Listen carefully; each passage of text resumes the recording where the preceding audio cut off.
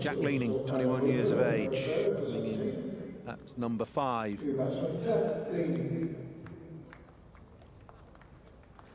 Just a few matches under his belt at first-class level, but promising average of 36.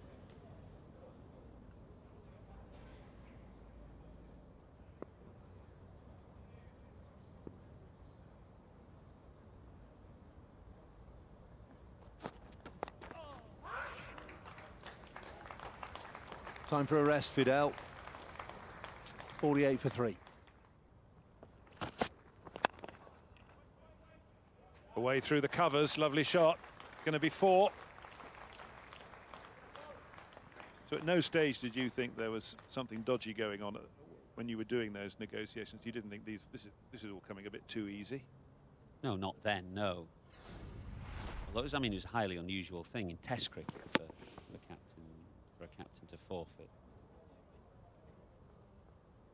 But not at the time. It was only afterwards to that affair between the 2 promoted sides.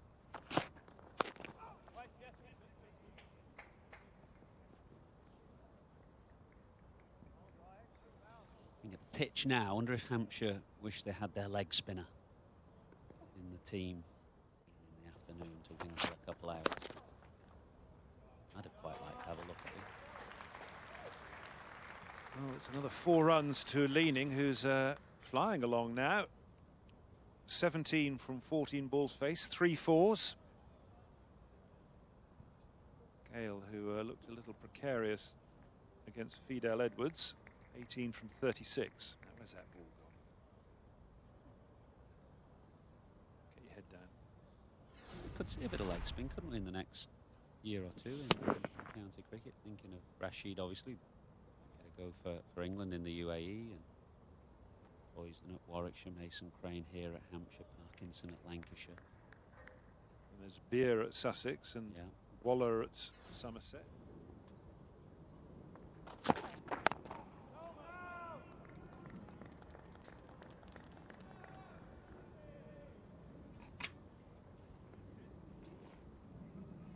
Wow. Up on the 1 behind square, but there's no one on the boundary. So he's almost giving that away. Saw it from Gale, now he's seeing it from Leaning. It's the 100 partnership as well. And important partnership. 37 for 3 when these two came to the crease. And the partnership has built and built. Gale has 50 and now Leaning is on the attack. Unfussed, both of them, really. And that's now the difficulty for James Vince. He doesn't want to have to put a man back, but he might just be considering that now because both have used their feet and to hit down the ground. Stick with him because he's a fantastic cricketer.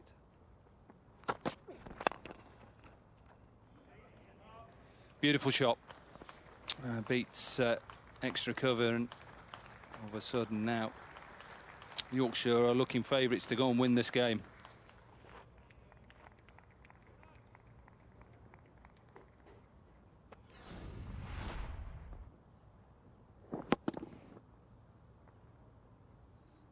Just finish off on the Briggs Parry thing.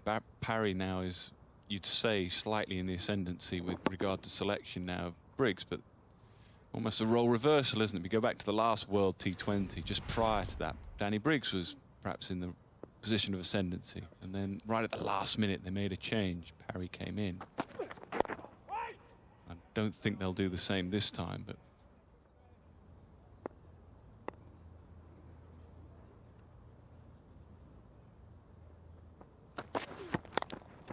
oh, just wide of second slip, and it's going to race away for 4.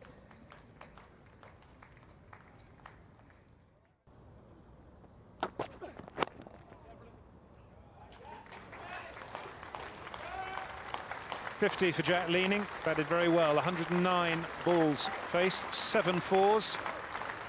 Just what Yorkshire needed. Just got himself in.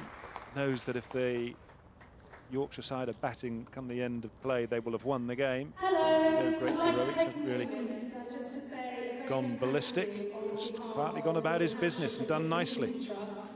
For all of your support and contributions this year, the Golden Gown gamble was raised £10,410. Good shot. A little short from Berg and leaning a slowish deck now. Had plenty of time to pull it away in front of square. Just talking about caps, one or two counties have moved away from the tradition of a player having to earn his cap through consistent performances, if you like. I think it's Durham and Worcestershire just hand the cap to the player when he makes his first 11 debut. Got it on the full there. He'll race away this. And it'll be a boundary. So disappointment for Dawson, but excellent again from Leaning. Just waited, and then capitalised on a poor delivery.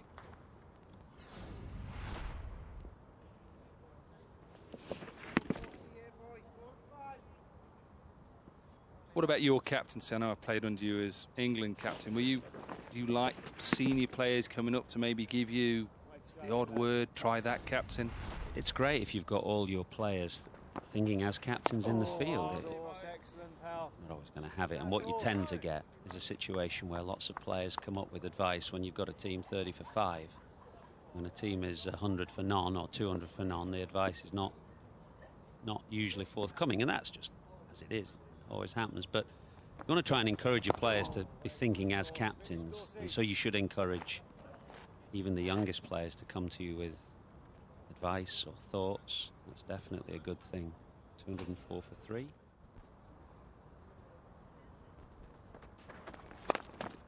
Short and pulled away. And Leaning goes on to 70, and this is starting to just get easier and easier for Yorkshire.